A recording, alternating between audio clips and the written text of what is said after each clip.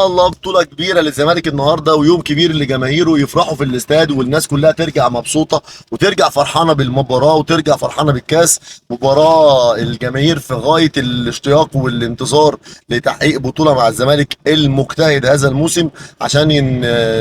نستنى الماتش بالليل ان شاء الله في لقاء ناري.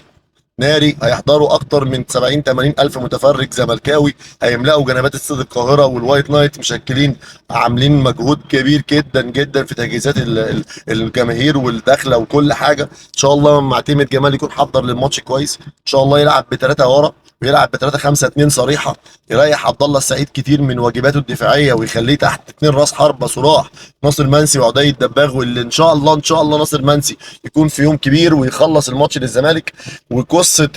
عدم التوفيق تنتهي معاه النهارده. ان شاء الله برضو يكون في ماتش كبير لراحه فتوح واوفرات فتوح كظهير طاير، ما يلعبش خالص كباك، يلعب 3-5-2 ويبقى بيميل عليه حسام عبد المجيد، حسام بيزيد ومن الناحيه اليمين اسماعيل بيزيد، يبقى 3-5-2 صريحه، وبزيرة يلعب ناحيه اليمين يفتح الوايد خالص بتاع الجناح هو وفتوح من الناحيتين، وفي القلب ثلاثه يلعب على طول ربيع وشحاته في القلب، وقدامهم عبد الله السعيد تحت راسين الحربه الاثنين اللي ان شاء الله يخلصوا المباراه. نتمنى يكون ده تحضير الامثل للقاء من وجهه نظري طبعا، ان شاء الله يوجد حاجه افضل كمان معتمد يفرح الملايين الزملكاويه في البيوت وال70 80 الف في الاستاد، ويبقى تتويج لمجهوده هذا الموسم ولفريق الزمالك ككل اللي اجتهد بكل الامكانيات المتاحه لاسعاد جماهيره والحصول على بطوله لغايه اللقاء الفاصل في الدوري ان شاء الله.